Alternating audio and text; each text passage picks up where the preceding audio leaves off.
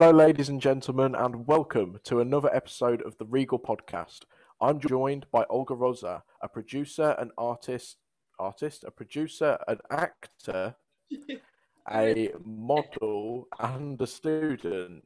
A whole bunch of stuff. So, first of all, Olga, do you want to say hi and introduce yourself? Of course. Hello, I'm Olga Rossa. Well, I was just introduced as so many things, but I just want to add I'm Polish. I'm a third year drama student, to be precise. So I'm about to graduate in 2 months. That is crazy. um, yeah, I've been doing acting since I was 6 years old. So that's quite a lot of time, and recently got into filmmaking, which I enjoy very much. And we see where I end up. I don't know. It became my new love in a way, but I did not give up the old one. And yeah, I hope you guys will enjoy this chat because I want to tell you something about this new project, this film. Look forward to hearing about it, definitely. My first kind of question for you then is how and why did you get into acting so young? You said it was from 6 years old. Where was that inspiration? Oh, so it actually it started from school. So when I was six, I got to this. I don't know. It was not primary school. We call it like zero class. I don't know how it is in England, but um, Mm. yeah, just technically first year at school. There was like poem competition. Like you had the teacher gave me a poem to recite, and then I was very natural in it. That like kids tend to perform in a very like rhythm melodic way, like the performance is like na na na na na na na na na na na na na na na. Quite simple, right? Or at least in Polish. But something like that. But for me, and I think that was the thing that made people interested in me, and like, oh, this girl can perform, is because I really enjoyed and actually performed fear, because the poem was about some nightmare's monster, and I was genuinely scared on stage, and people were like, wow, this kid is quite honest. So I loved it, and since that moment, just every year I just took anything that was acting related, and Mhm. here I am studying acting in England. Fair enough. It sounds like a hell of a journey, to be fair. So, why is it now that you're kind of making this transition? I know you said you're not moving away from acting, but why are you now transitioning into producing as well? Hmm. Well, there is definitely COVID that's got to do something with it because um, during first lockdown, I took part in quite a few workshops, acting courses, and on one of them, casting directors specifically told us to do our own things, to not only to show that, oh, we are capable of doing more than just performing someone else's thing, that we are creative, but also they said you might not get that role of your life, or like Mhm. something that you shine in until you're 40, and what you're going to do and like for next 20 years. So that way they said try to create something for you, for yourself, where you can embrace yourself in a way, show your skills, your passion, your character, personality. And um, and I always enjoyed writing as well. It's for, well, quite a long time, but I never really shared my work with people. I wasn't, it's quite not scary, but in a way, it's just how what the outcome could be, of Mhm. your piece of work, especially written one. Um, and but yeah, inspired by those workshops, those information, um, I've written the script. It was June last year, and got back to it this year, thinking, all right, I want to do more, show my work, and as I didn't have opportunities because of COVID to actually go somewhere and act, I just thought maybe I can do something myself. I got a script. I know people who can make it, who can help me. Let's create something. And yes, and it's my story as well, so I can really show my true self through it. Yeah. So just quickly then, would you say that the kind of projects you're drawn to as an actor, in terms of the kind of roles the dream roles you'd like to have, are very kind of similar to the dream projects that you personally write and you want to produce? Would you say they're overlapping, or because they're two different mediums, are you kind of very different in terms of this is the role I'd like to play, for example, say a Sherlock Holmes type character, but when you write and you produce, you want it to be more kind of, say, comedic or romantic, for example? Yes, I see. Well, my biggest dream is to perform in period drama. So that's not what we can afford as this production, unfortunately. But in a way, I think I think I've given myself a chance to show this kind of sensuality. Can I say? Like, of period drama lady as Maya in my film, who's quite sheltered and delicate and wants to like experience life and takes these experiences as they come, which I would kind of attach to, say, some period drama character. I believe producers of some great things might find it similar in my acting reel later on. Awesome. The question, or not really? That was a great answer. Okay. So why are you drawn to period dramas, specifically period pieces? Sorry.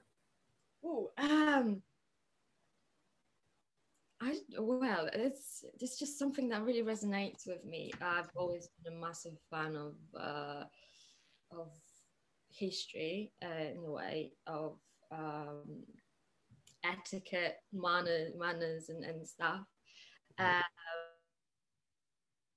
love antiques, just everything that's old, and there's just this I don't really know how to explain it, but every time I watch it, I feel very close to it, and it's just, yes, there's this spark inside that tells me you must be there one day, girl. Like, this is where you're gonna end up. And to be fair, I also imagine myself many times as some Victorian like, where would I live? What would I do?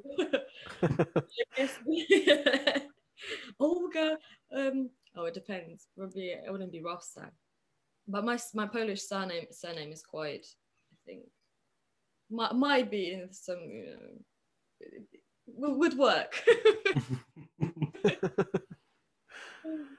Interesting. Okay, cool. I mean, I can definitely appreciate a good period piece for sure. There's a lot of really great TV series out there, really a lot of great films out there, to be fair, and even looking as deep as the characters for sure. The thing I want to kind of touch on is you sort of just mentioned your name. Obviously, your name is then Polish. So my question is, as a Polish woman coming to Britain, going to university, studying, and now obviously producing and writing in English, what kind of struggles have you faced, and more importantly, how have you overcome them?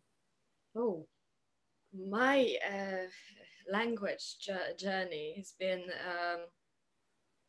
pretty tough.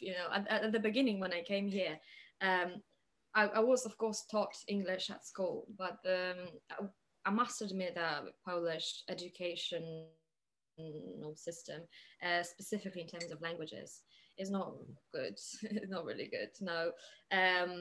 Neither is the English, to be fair.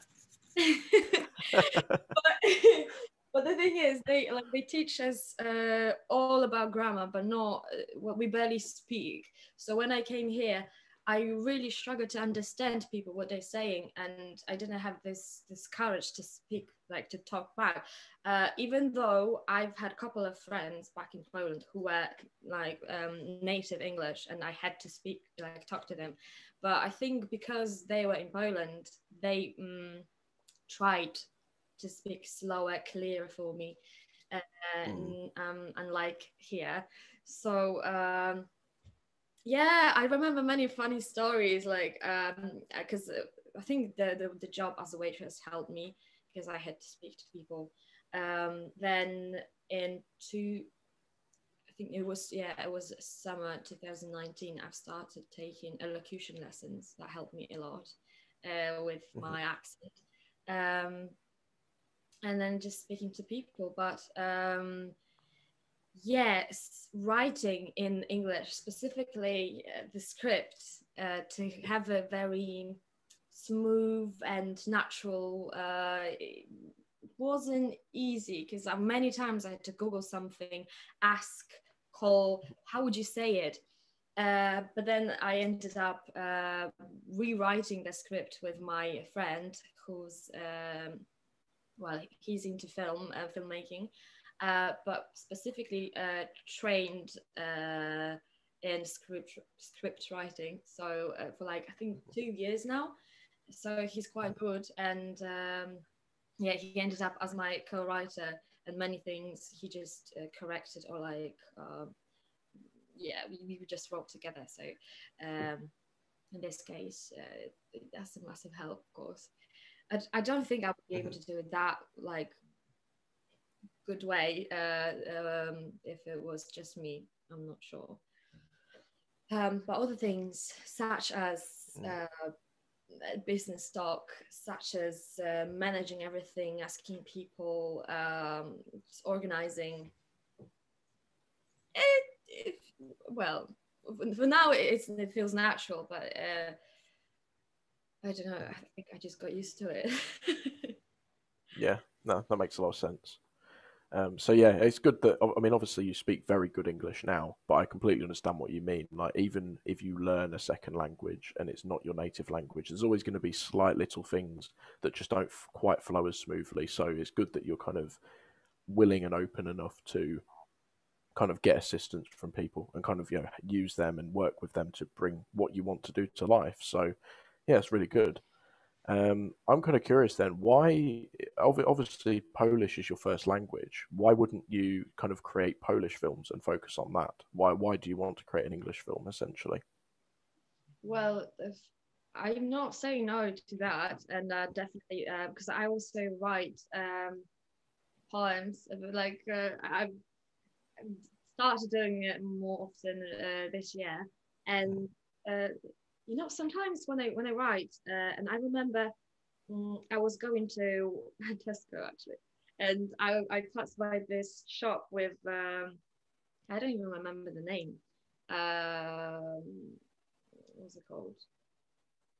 When you win a prize and then you receive this nice thing that you can drink from.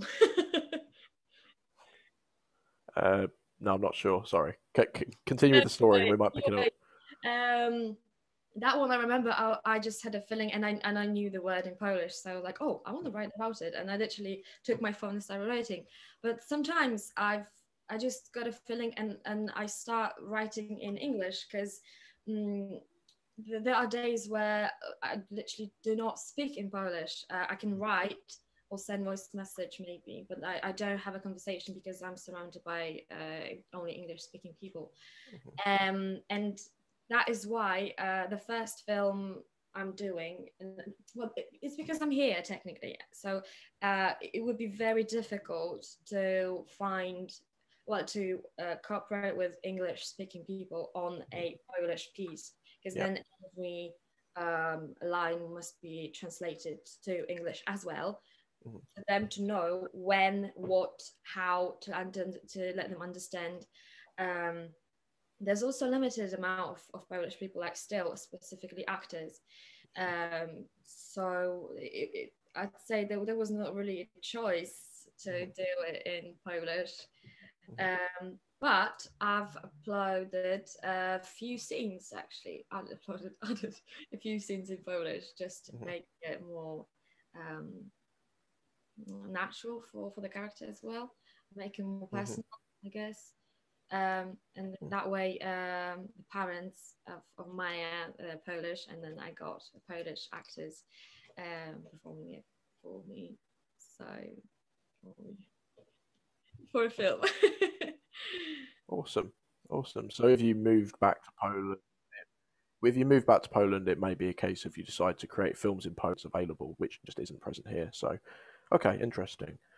Okay, another kind of question I've got for you then is you talked about having huge fear initially when you started acting. Then there was the fear of sharing your scripts with the world. So how did you overcome that fear? Because obviously you're now acting, you're now modeling, you're now sharing these scripts without a problem. Well, with acting though, I was never shy on stage. I couldn't overcome singing on stage because I was singing for 9 years, and that was at the beginning. That was an issue for me. Like I was really stressed when I had to sing something. But when I was given a monologue, cool. I don't know. I think with all those things, it's practice, because I think it was on my the last acting course I did in Poland, in Polish technically. It was the best acting school, I must say, and in Krakow in Poland. They told me, if you don't know something for 120%, then you're not going to perform 100%. And that's where the stress comes from. If you know you're not good enough at something, or you just don't know because it's very new, and you know you are a newbie, and there are people that have done it for like 10, 5, I don't know, years or even months, but still more than you did. That's where the fear is. What if I'm gonna be rejected? What if they hate what I do or how I do it? And I think that's why with singing, with writing, I was afraid of doing those things, because I didn't have that practice, that experience, comparing to acting, for example, where I feel quite comfortable. But I think what are my not results, what's the word, final thoughts, is you will never find out what, like, if you're good or if what you should work on if you don't, not submit it, share it, just give people. And in this industry, art, we just have to be prepared for rejection, be prepared for hate, that somebody might not like it, but there might be someone that could say, oh my god, this poem changed my life, oh my god, this film changed my whole perspective of certain topic, or this acting made me cry. And for example, I thought it wasn't my day, I was hungover, so when I say, oh my god, that was great, So yes, the final thoughts, the fear is something we should. It's like the stepping out of a comfort zone, and when you do it, you see the wider picture. Interesting, definitely. I know that, Harry, you've talked a lot in the past about kind of stepping out your comfort zone and kind of just doing repetitions and overcoming that fear of rejection, which does hold so many people back. So do you have anything you want to sort of add on that, or? No, not particularly. Just reiterate exactly what you've said, which is the exact same advice I give. Yeah. So if you're nervous about something, that's the thing you need to do. If you suck at it, fine, practice, realize what you're bad at, make the corrections, fix the mistakes, and then just try again. If it's something you really want to do, there are some exceptions, obviously, but with most things in life, you can, if you put in enough time, dedication, and practice, and you dedicate and practice the correct way, you can achieve it. I mean, don't get me wrong, some things like singing, I don't have any singing talent whatsoever.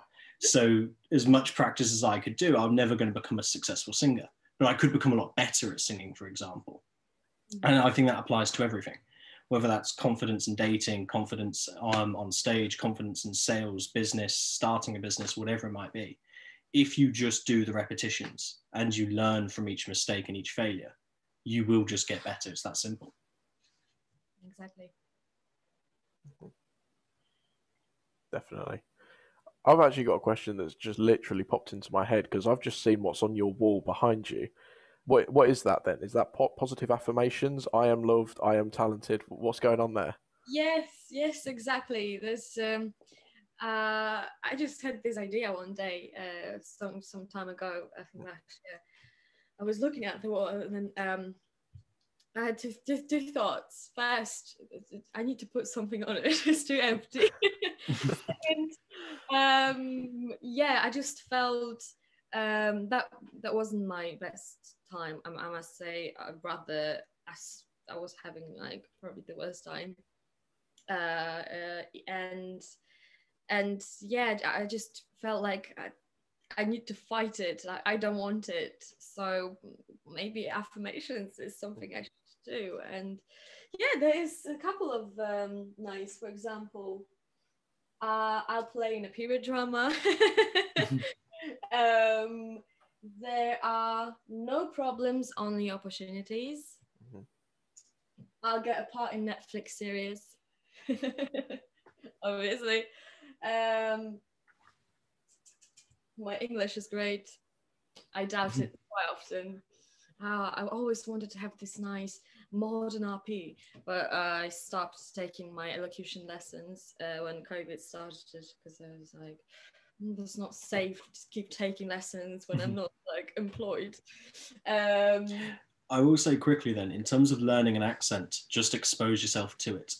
So if it's a case of trying to learn RP, for example, find like a 1980s BBC sitcom, Yes Minister, Yes Prime Minister, where they speak very kind of RP. And same goes for if you're trying to learn an Irish accent, find an Irish comedy drama where all the time they're talking in an Irish accent. It's one of those where you can just learn and you pick it up and you just start to realize how they pronounce certain words and that. And it's kind of the same for everything. The same way, like I speak a couple languages, and the accents I've learned, I've had to learn not from specific lessons in the accent. It's been, right, for example, I want to learn French accent. Right, narrow down to what I want. So in your case, RP English. Where do people speak it? So where can I go to just surround myself with it? What shows have it, etc. And just make that the only accent you ever hear. And you'll very quickly just assimilate and it'll become your accent very quickly. That is difficult to have, like, be surrounded just by it. I would need to move to London, probably in posh area. I find it very helpful listening to audiobooks. I started last year, literally a year ago, because I watched quite a lot of YouTube videos about English, and there was this great advice, quite time consuming, to read a book and listen to it at the same time. So then you see and hear the pronunciation, then it's all complete. I just stick to listening the audiobook, and it's nice. I'd say it's a nice modern RP mostly because, or even RP because it's period, of course.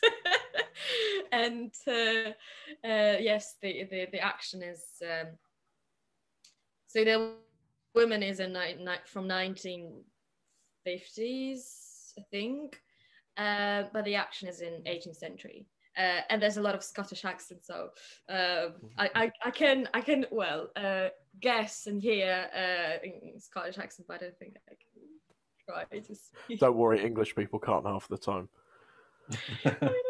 So there's some Scottish accents that are just so heavy that you don't stand a chance, so don't worry about that. It's very fun, but I love it. It's got this something special about it. I don't know. So with these positive affirmations that you're writing on your wall, are you kind of writing them and then rewriting them? Or are you chanting them to yourself, or are you like visualizing, or are you literally just writing them and then being exposed to them every day? That's I made them like, I think it was November, and I keep telling myself I need to add more, or make them more clear. I keep forgetting, and I don't really, I think sometimes I just notice them, and it makes me smile, or I repeat it in my head, nodding like I will get this Netflix part or something, but not really meditating with it. I'm planning to start visualization. Is that the this? Yes. Yeah.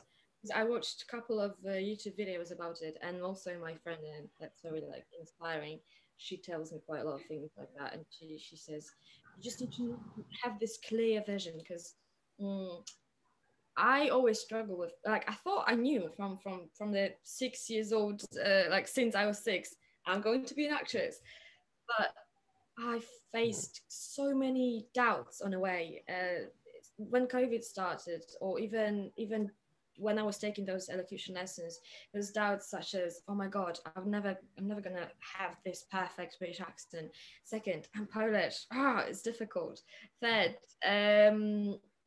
it's it's a tough industry to get into. What if I won't be successful? What have I got? What should I do?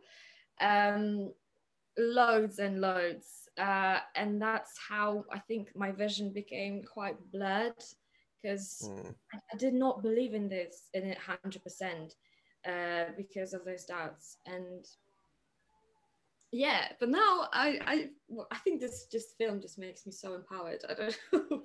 I'd recommend it to every actor on the crisis. Just do your own thing and you feel 100 times better. Yeah.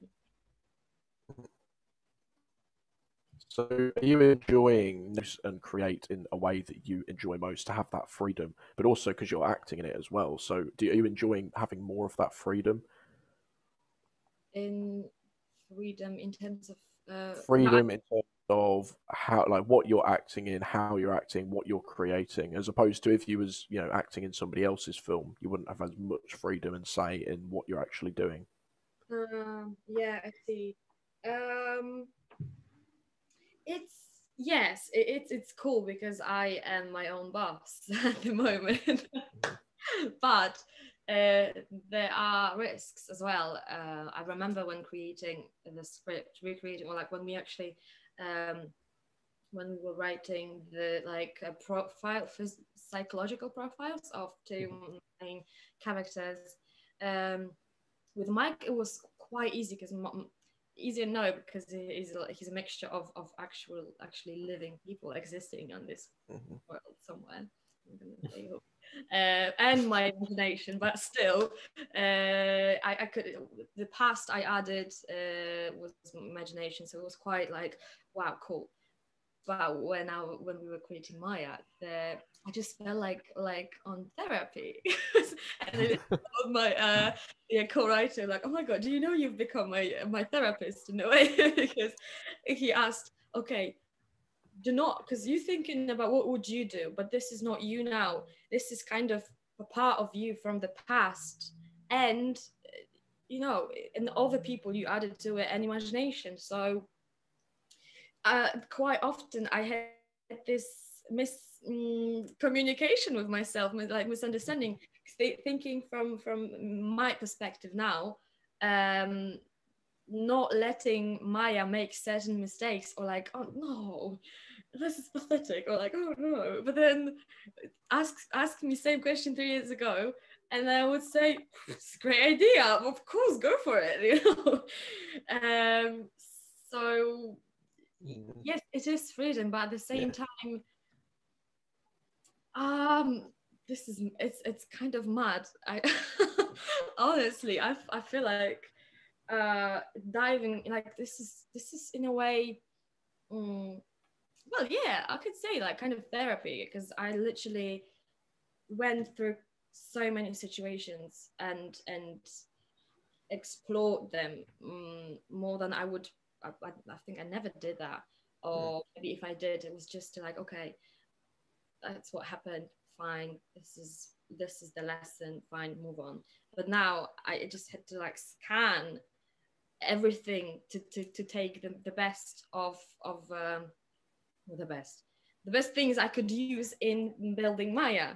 Mm-hmm. It's like experimenting on a living organism. Yeah, yeah, definitely sounds like it. So it sounds like then you're almost having a very like therapeutic process to try and get into the head of the character. So my question is, how are you keeping the character Maya separate from the actress Olga? How are you separating them so that you don't just become the same person? Um, I'm thinking, because to be fair, I haven't started learning lines yet.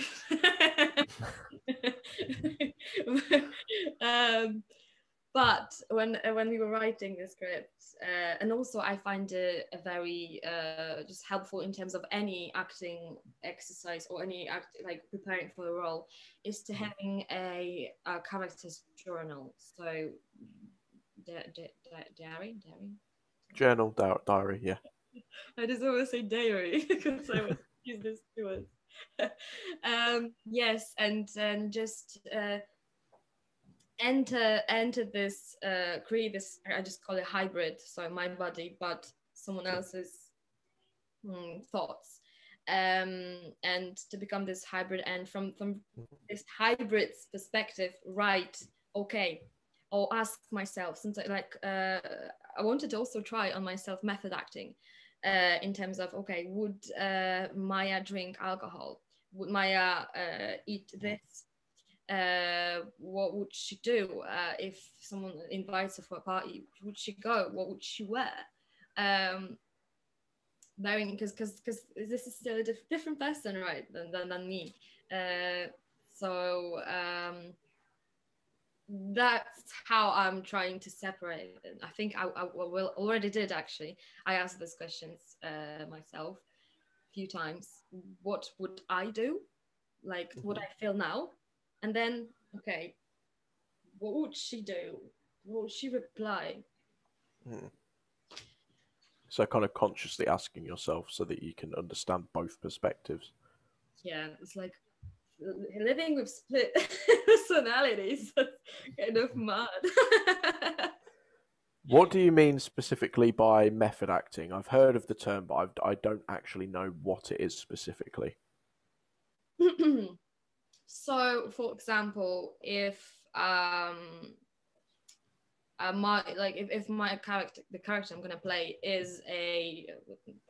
loves running, then I'm running every day. This is kind of preparation for a role, but like just doing all the things that the character would do on time of preparation for the role. So and it's not only like sports, say, but for example, if the character loves drinking Fanta, then I'm drinking Fanta. Even if when I'm not acting, I'm drinking Fanta every day because I know the character would drink Fanta. So I'm doing it for 3 months to have it as a new habit, and then it becomes natural for me on set as well.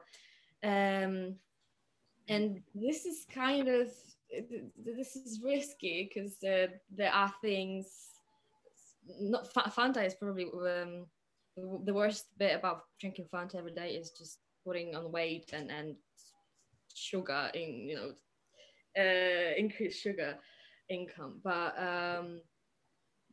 what about smoking? Like some people smoke, like some characters smoke a lot, and then the actor smokes a lot, or all sorts of things. So yeah, I wanted to do that with Maya. Yeah, I don't know. I think I can share like that. I want to share what specifically. No, that's absolutely fine. Going kind of down that route, then you hear a lot about Heath Ledger, famously kind of went very method acting in terms of the Joker in Batman: The Dark Knight. where he'd locked himself away in a kind of a hotel room for months at a time, didn't speak to anybody, kind of walked around constantly in the makeup and kind of tried to get into his own kind of, almost create his own mental illness within himself so he could understand the motivation of the character, so that it never switched off. He kind of became the Joker. Would you ever kind of go to that level of extreme? You talked about Fanta, for example, not being so bad, but if you had a, let's say, a more kind of really rude, aggressive, almost kind of violent character you had to play, say in a future role, would you kind of go down that same route, or do you think there's a line with method acting where you just have to be sensible and not cross? To be fair, I've always wanted, because I love challenges, and I've always wanted to have a role that would require a lot of not challenge. What's the word? Attention, energy from me, sacrifice. Oh, I don't know, something like that. And knowing myself. With like loving taking experiences as they come, I think I would given a chance, but also just not to lose my mind. There's this movie with Lily Collins about I think it's called To the Bone. I think it's about anorexia. Mm-hmm. Yes, and because she had those issues in the past, she still took that role, even though it was like very risky for her to come back to those old issues. But she had the dietitian control over everything, and it ended up quite well, and then the acting was quite nice.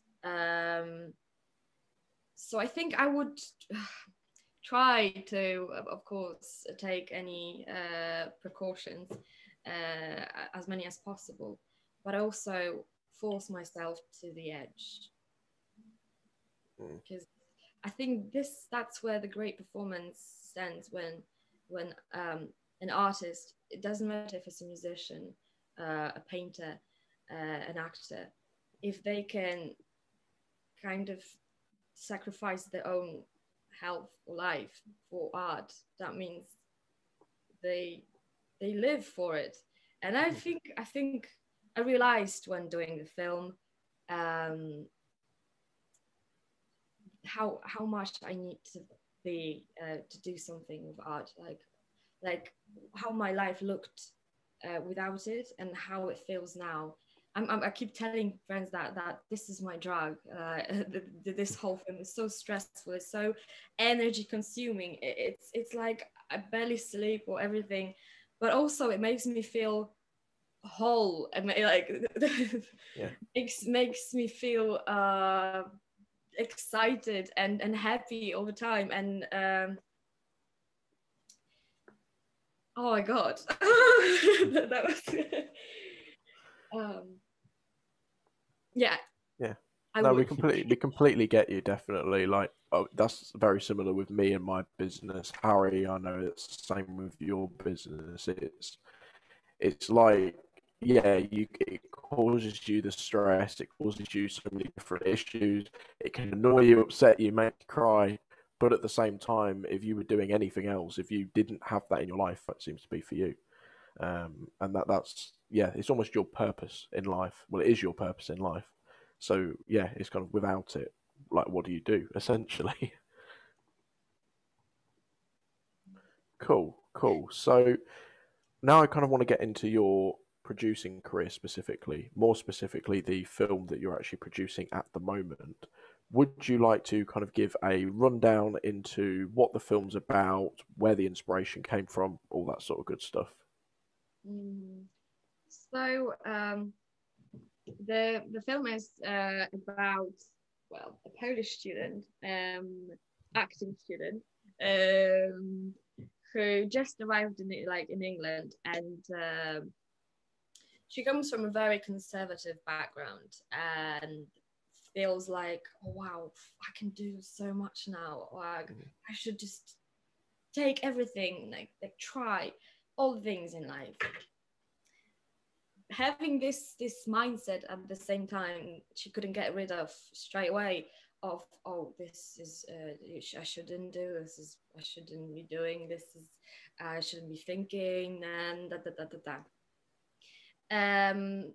and well, she meets people on the way that she feels she can kind of learn from, or we can just say use to learn to become someone else, to find herself in a way. But it doesn't make her to be a bad character. She's still a lovely person and wants to she just wants to live technically by her own rules, on her own rules. And that's how the romance with Mike begins, because she feels, wow, this is my missing piece. And from Mike's perspective, who's had a very troubled past and tries to detach himself from it and become just a successful artist, and if possible forget about to not say too much. Yeah, difficulties he went through, and so they both kind of fall not in love, kind of fall in love in each other's perspectives of each other, rather than actually diving into purest feeling of. What inspired me? Well, it's my story in a way. People I met on my path who taught me many things, who showed me many things, and maybe kind of story I wanted to have in a way that did not happen. So that's where the reality is confronted with my imagination.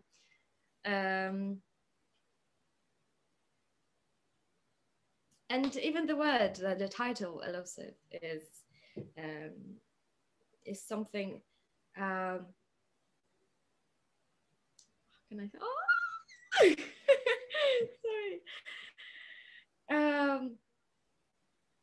It's like a journey that doesn't end, technically. It's a process, and we all, I think, especially foreigners or even just young people, went through when we left, when we became independent and wanted to find ourselves. Okay, what to do? Where are the tools, or how to use the tools now? So I think that's why I think the film is quite universal, universal for just for young people and for all generations too. So they can maybe see it from our perspective, how it is, and what could they change to help us. So you almost want to try and share the perspectives of the young and also equally from Polish students, and kind of share that with other people to help them understand it, and also to just kind of highlight what people go through, the issues that we might have and stuff. Yes. I could only tell it from tell the story I know, so it's more real and yes, and honest, just honest. More authentic. I get you completely. Cool. I'm curious then, what is your creative process like from the start to the finish of a film? How do you go about producing something? How do you go about producing great art? That requires a lot of work. A lot. we started from the script because I already had a script at the beginning, but to rewrite it, well, a lot of research as well. So in terms of my memories or what I wanted to change in those memories or what to add. In because we're gonna use art as well. This is because the main character is a painter, so certain inspirations such as also the painting that inspired me to create that scene, or when I was writing the scene, I've had this painting in mind. So then how to make a, when I was making a storyboard, technically, I faced all those questions, and I had to yes, think of all those inspirations I can provide for my cinematographer, so I can share my vision technically. Then finding the crew, of course, and convincing people that this project is cool. Hey, join us. Making a budget plan, and then, well, I probably should have started from finding producer and then having the whole idea, the script, the storyboard, and then show it and find producers first. But I did it. So I don't know, maybe some experienced filmmakers now gonna say, "Ha!" And that's where you can tell you're a newbie, or yeah, that's quite risky. But at the same time, we managed to, I must say, convince so many people to join this project for free technically, because they believe in it and they also want to do something creative and yes, and not for the sake of money but for the sake of art. Because that's like, as my friend said, at the end of the day, art is all that matters.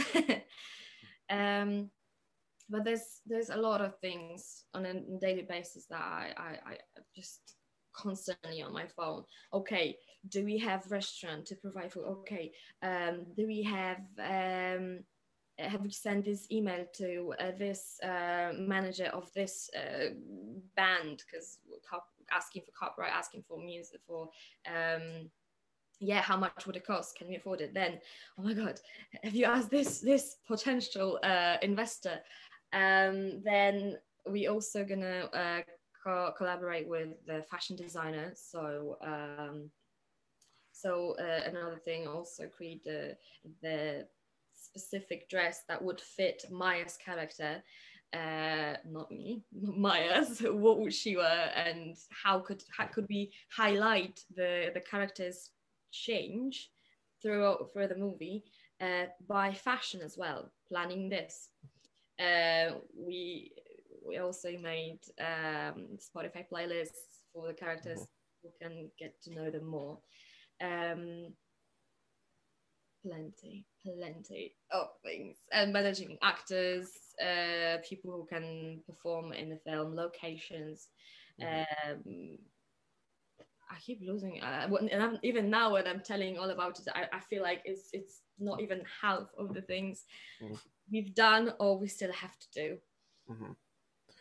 So how, like you just said, you've got so much to do. How are you managing that time, not just on a daily basis, but over the course of the project?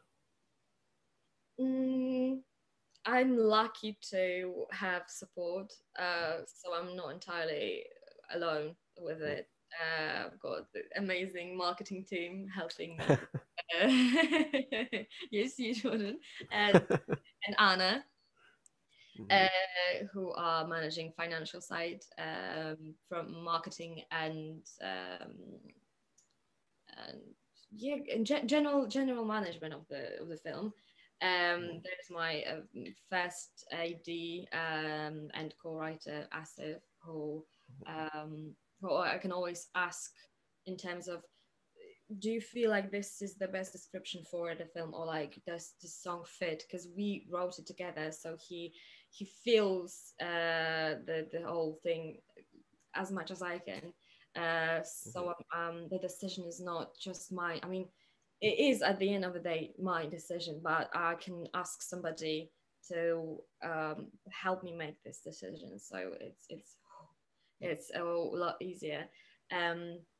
And then having an experienced and great cinematographer who knows the technical side, and any question I can just stand and be like, okay, this and that.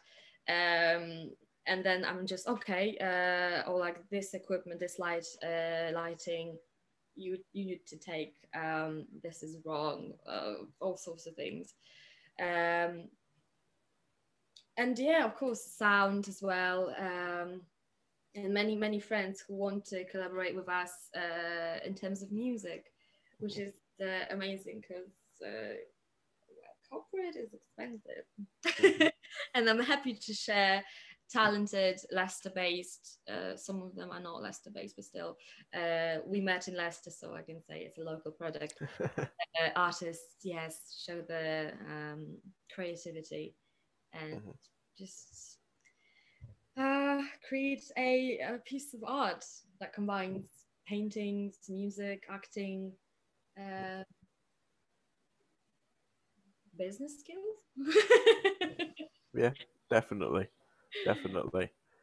So obviously, like you just said, you've got a bunch of team members around you from completely different walks. You've got the marketing guys, you've got the film, you've got the artist, all this sort of good stuff. My question is, outside of a passion for art and a passion for your project specifically, what is it you're looking for in these team members? What is it that draws you to certain people and makes you think, yeah, these are the sort of people that are going to help me take this film and make it the success it deserves to be? So few of them I've worked with before, and we just worked well. And out of experience, I knew, I felt I could trust them.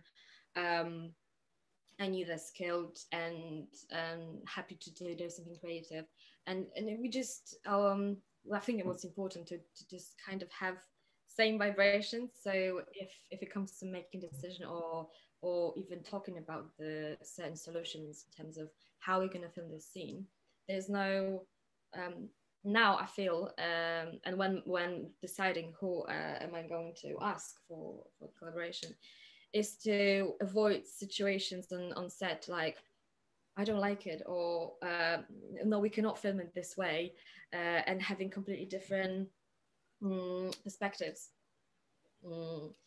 So that was one of like main things I was thinking about when I was offering work opportunity. And yeah, I guess just the passion to do and to do something. I mean, to do what they do, like within the area. English finish. Commitment that I know this person's not gonna tell me 2 days before, said, oh, you know what, actually going to Birmingham, I'm tired, or just something like that, because I cannot stand that when people commit to do something and they don't do it. Respect and did I say passion? Yeah. And then skill, so that I know people, they're not only passionate about it because they talk about it, but because they actually do something and they got something to show, even if it's like let's say low quality or not very like, let's say if Max got quite a lot of experience, but if, let's say, he filmed something by his phone even, but I can see he's passionate about it, and he film if he posts things every 2 days, for example, then the person I would invite. Good. So yeah, okay, guess that sounds good then. It sounds like you've definitely considered the right things, or what I consider to be the right things, in finding team members that are going to help drive your mission, essentially. Um, cool, cool. Do you have any questions on that, Harry, or am I okay to move on? I'm happy for you to move on. I'll jump in at the end. Okay, cool. All right, cool. So my next big question for you is who specifically, it can be a celebrity, somebody who's a well-known producer, actor, or just anybody in your family, for example, who is it that inspires you the most and why? Hmm. Wow, I don't think I got one person that Mm, inspires me. I'm lucky to have mentors in my life, people that are older than me and that love me and can always advise me well. mm, Um, and yeah, they are my main inspiration. And I love to yes, to ask them certain things. What would they do? What should I do? Um, if I'm thinking if there's any inspiration, because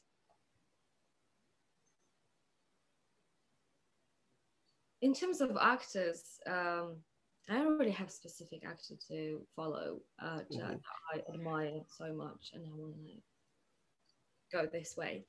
There are artists that just by the work they put into achieving pursuing their dreams uh, mhm, are very motivating for me, and I feel like wow, this is exactly what I want to do as well. This is the work I want to put, or even more, to achieve my dream. And they're just a living proof for me that I can do it as well.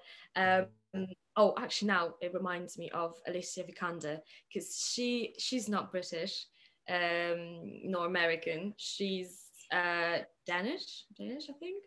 Yes, and she speaks well English. She performed in period dramas. I think, in one interview, she said she was taking also elocution lessons specifically for that role.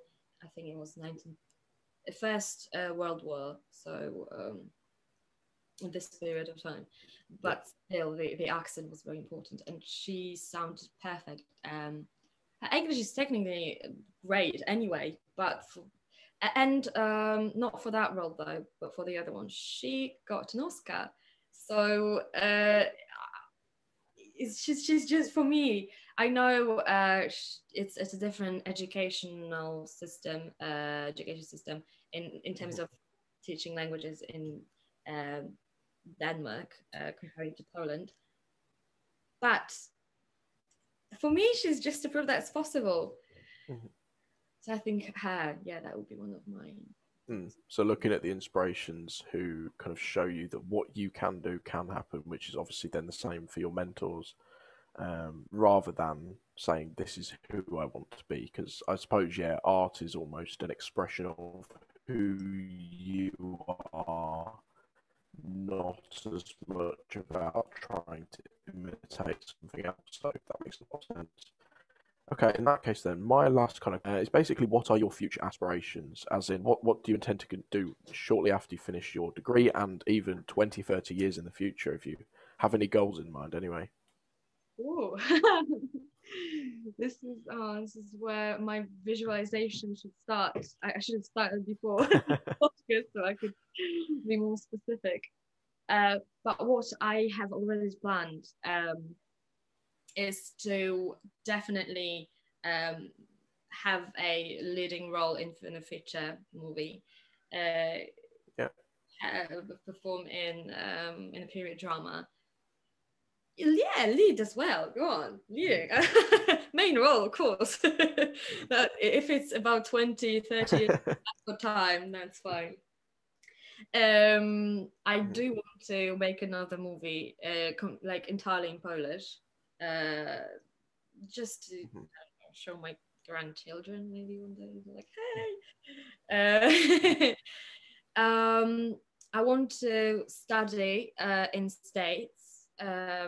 either masters or just some extra acting courses or something, but definitely learn something, attend to some school in States, because they just completely different type of education in States, and this is very important to be successful. I think to know the mindset, how they work business wise, and any like kind of wise.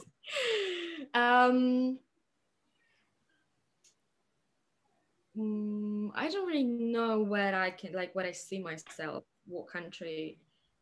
Oh, and definitely perform, play in Polish movie, so I can have this on my in my CV, because it feels nice when I speak, when I act in Polish. Maybe it's just because it's natural for me, but also, no matter where I'm going to be or how many films I'm going to make in my life or perform in, just for the sake of where I'm coming from, I must have one in my mother language. Yeah, get it in there. Okay, cool. Sounds really good. I look forward to seeing what you do with all that. So yeah, good luck. I don't want an Oscar and a Golden Globe. You'll get both, I'm sure. You'll get loads, I'm sure. Don't worry. I like gold, so yeah. Good. Right, Harry, am I correct in saying you had another question that you wanted to ask? Yeah, I've got a couple actually. The first one I want to go with is kind of very similar to your kind of last question, which is there any or which of the kind of period dramas that have already been made, whether it's television or film, would you most like, if it was remade today, to be a part of? So is there a specific film or a specific TV show that you're just like, I really fucking hope they remake that because I really want to play this character? Anna Karenina. I can't say it in English. But I think it's international. That one. The Keira Knightley is she plays in every period drama, but it's cool. So something. What was it called? The Duchess. That one, I loved it. Very emotional. There was a time I really wanted to play in Downton Abbey. I was like, gosh, why did they stop it? Oh no. But yes, on my list is actually Bridgerton, because I've performed, well, I was, let's say, on set of Bridgerton, but it was a very small thing. So now, well, I'm doing research because it was quite success. Like the first season was quite successful. So, and then they're going to make second season. So I think they go up to 4, because there's, I think, 7 books. So I'm already researching it to apply for more. From like series, Outlander. I love it so much.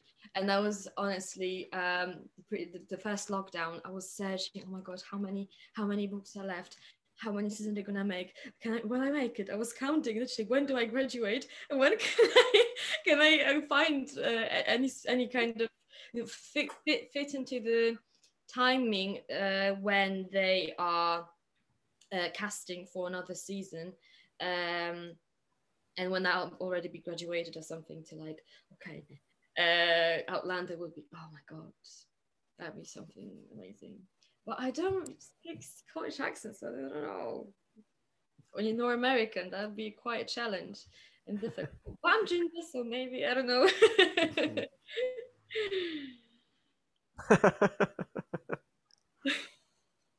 Was there any more questions, Harry?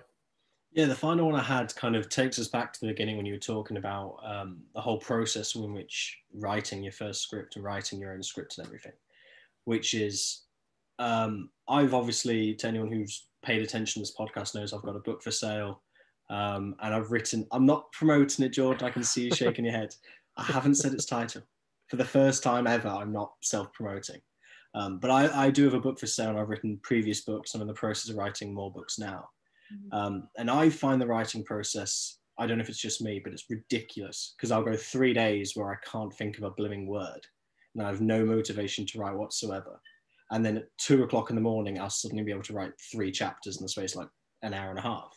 Was that the same for you? And is there any specific kind of tips or advice you found that made the writing process more consistent and easy? Or was it just kind of like me, where it's just scatterbrain over the space of 3 months, it gets done somehow?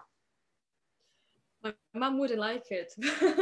I'd say smoking 1,000 cigarettes was helpful. Well, this writing process was, I did not expect it to be that difficult and long, because we already had a skeleton of what it is about, what's it going to be about, who like the characters are, and we were just, which is I think even more difficult, because stretching from the beginning is it gives you more freedom to do anything, whilst later on is like filling the gaps of finding solutions to make it flow nice. And it took us a month. First week, I was just literally every single day. I woke up and that was the only thing I've given myself. I had to write, and I wanted to write, and in a way, it just felt like I constantly had new ideas, and I think I just needed it very badly, because, as I said before, I had quite a dark time before, and when I got into doing something I love again, I just felt like all this darkness was coming out through my fingers when I was typing. So first week, every single day, all day, sleep and write, sleep and write. But later on, yeah, there were days when I just felt like, I don't know. I was with Asif as well, so it was a bit easier, because when I couldn't think of something, he had an idea, or I said something, we had, let's say, changed the topic to just talk about something else, and then the idea came in. So yeah, that was definitely easier to have someone to like rely on in a way. So we were just inspiring each other. That process. But still, it took us 28 days. Not fair enough. February, yes. So your recommendation for Harry is then essentially have someone there that you can bounce ideas off. You can, even when you feel like you're hitting writer's block, you can then turn around to this person and just say, "What's your idea?" And then it's just kind of never ending at that point. If you have kind of I don't know, common sense, understanding, because what Asif did, he was like, I don't want to give you to make you think in a certain way. I can only inspire you. So he was like, at the beginning, he didn't tell me what to write. When he had a cool idea, then yes, and I said, wow, that's cool. But he also we spoke a lot about what I want to achieve, what I wanted to say, and he kind of understood it properly, and I literally had the word and I forgot. Yeah, so he was more like a support, like very like supportive for me, not like a separate writer. So I think that's important, and not every writer could I think agree for it. I don't know really, but I think so. Awesome. Awesome. Cool. Harry, do you have any last questions?